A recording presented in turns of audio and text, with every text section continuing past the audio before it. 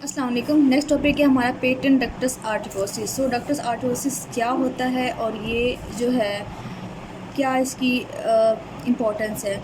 तो ब्लड जाएगा right ventricle से पल्मोनरी ट्रंक में और पल्मोनरी ट्रंक से होता हुआ जाता है पल्मोनरी आर्टरीज़ में। और एक ऐसा रास्ता होता है, एक ऐसा सिस्टम होता है कि जिससे क्या होता है, ये हम कहते हैं पेटेंट डक्टस आर्टरोसिस। पेटेंट का मतलब ये खुली हुई होती है।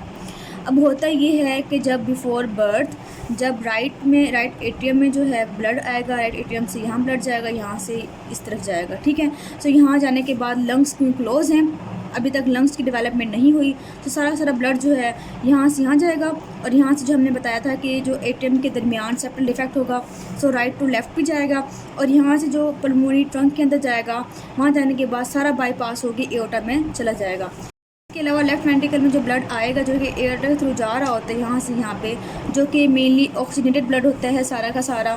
सो ये भी यहाँ से आने के बाद इसके अंदर आके लंग्स के जो आर्टरीज़ हैं उनको सप्लाई कर सकता है। अब होता ये है कि ये बर्थ के बाद फ़ौरन से क्लोज़ हो जाता है। इसे क्लोज़ हो जाना चाहिए, क्योंकि रेजिस्टेंस बढ़ जाती है। रेजिस्टेंस बढ़ने की वजह से इसकी अब जरूरत नहीं रहती और ये क्लोज़ हो जाता है। सो अगर ये क्लोज़ ना हो तो क्लोज़ ना होने की वजह से क्या होगा, ब्लड अगर आता है लेफ़्ट वेंट्रिकल में, जब आएगा ब्लड यहाँ से पंप होगा एओर्टा में। सो एओर्टा में जाने के बाद इसमें जाना है किसमें, लंग्स में जाना है। सो ये एक्स्ट्रा ब्लड जा रहा है इसके अंदर। सो हमें पता है कि जब भी एक्स्ट्रा ब्लड कहीं पे भी जाता है, अभी समझ लेंगे यहाँ पे लेफ़्ट है ये साइड और ये राइट साइड है, तो दोबारा से लेफ़्ट टू राइट शंटिंग हो रही है। इट मीन्स कि दोबारा से ऑक्सीजन सिचुएशन बढ़ रही है। इट मीन्स कि यहाँ पे ब्लूनेस नहीं होगी बेबी में। ये भी ए सियानोटिक हार्ट डिजीज़ है। सो हम पहले ही बात कर चुके थे कि जो ASD है, VSD ASD हो गया और VSD हो गया और पेटेंट डक्टस आर्टरोसिस हो गया, ये तीनों ही ए सियानोटिक है। क्यों? क्योंकि इसमें लेफ़्ट टू राइट शंटिंग हो रही होती है, इसलिए बच्चे को जो है ब्लूनेस नहीं होती। अब जब भी हमें पता है कि जब भी लेफ़्ट टू राइट शंटिंग होती है और लंग्स में ब्लड ज़्यादा जाता है, लंग्स में ब्लड ज़्यादा जाने की वजह से वहाँ पल्मोनरी जो मार्किंग्स होती हैं वो बढ़ जाती हैं। सो तीनों की फीचर्स ही सेम है कि पल्मोनरी जो वेस्कुलर मार्किंग्स होती हैं वो बढ़ जाती हैं। मतलब ये कि वहाँ पे जो वेसल्स होती हैं वहाँ पे कंजेशन हो जाती है। कंजेशन होने की वजह से ब्लड जो है वहाँ पे ठहर जाता है। तो वहाँ पे जो मार्किंग होती है पल्मोनरी की वो हमें ज़्यादा मिलती है। लेकिन इस केस में क्या होता है, क्योंकि ब्लड बहुत ज़्यादा ही जा रहा है इसके अंदर, सो इसमें पल्मोनरी अडीमा स्टार्ट हो जाएगा। पल्मोनरी अडीमा हो जाएगा यहाँ पे, तो हमें इसमें क्रेपिटेशंस भी मिलेंगी।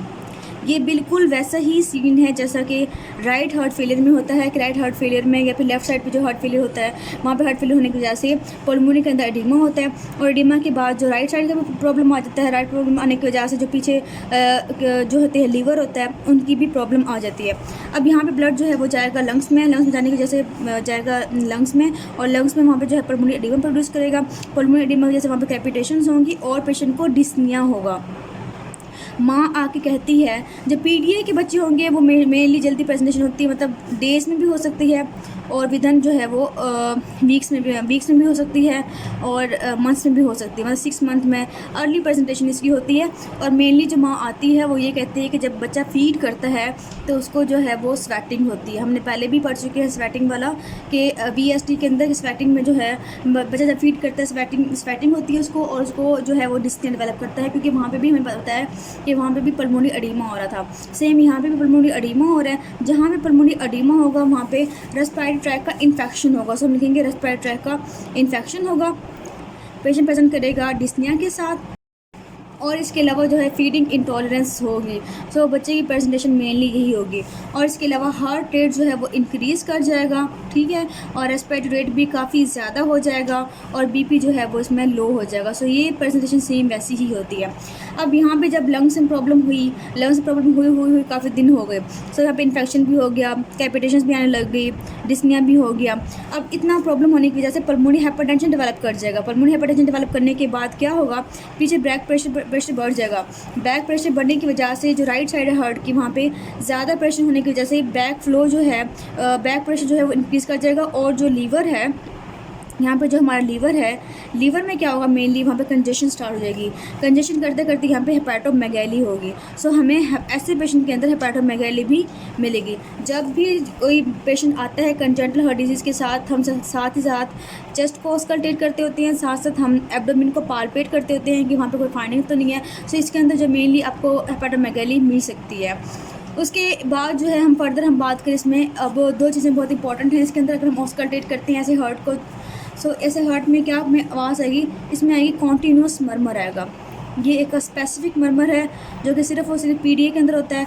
कॉन्टीन्यूस मरमर होता है जो कॉन्टीन्यूसली ही आ रहा होता है, जिसे हम कहते हैं मशीनरी मरमर भी कहते हैं। जस्ट लाइक मशीनरी, ऐसी इसमें साउंड जो है वो आ रही होती है। और साथ ही साथ में बाउंडिंग पल्स होगी, ठीक है।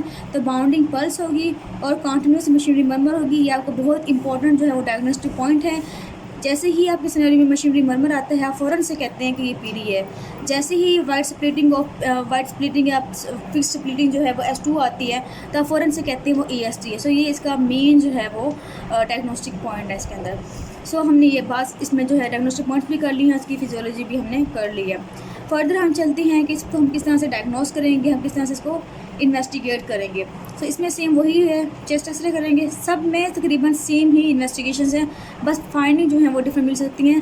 जैसे टॉफ के अंदर डिफरेंट है, टॉफ एक सियानोटिक हार्ट डिजीज़ है, बाकी जितने हमने पढ़े वो सारे एसियानोटिक हैं। सो वहाँ पे जो है टॉफ में ओलिगेमिक फील्ड्स मिलती हैं, लेकिन यहाँ पे तीनों के अंदर हमें जो वेस्कुलर मार्किंग्स हैं वो ज़्यादा मिलती हैं, कार्डियोमेगाली मिलती है। और इसके अलावा जो राइट हार्ट है उसका डबल काउंटर हमें मिल सकता है इसके अंदर।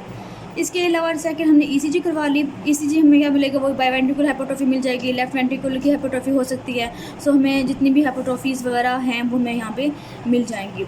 उसके बाद हम बात करते हैं थर्ड, तो थर्ड हमने करवा ली ईको। सो ईको के अंदर हमें जो है वो डिफेक्ट मिल सकता है डक्टस आर्टेरियोसिस का, अगर वो लार्ज डिफेक्ट हो। नेक्स्ट हम बात करते हैं इसकी कॉम्प्लिकेशंस क्या क्या होती हैं पीडीए की। सेम वही, जब लेफ़्ट राइट शंटिंग हो रही है, CCF हो सकता है इसके अंदर, इन्फेक्टिव एंडोकार्डिटिस हो सकता है इसके अंदर, पल्मोनरी हाइपरटेंशन जो है इसमें डेवलप कर सकता है। साथ आप वही कहते हैं एज मैनेजर सिंड्रोम हो सकता है, मैनेजर सिंड्रोम हो सकता है, रेस्पिरेटरी ट्रैक्ट इन्फेक्शन हो सकता है, पल्मोनरी एडीमा हो सकता है और हेपेटोमेगाली हो सकती है। ओके जी, बाकी जो कंजेनिटल प्रॉब्लम्स हैं उसकी तरह इसकी भी मैनेजमेंट बहुत ईजी है।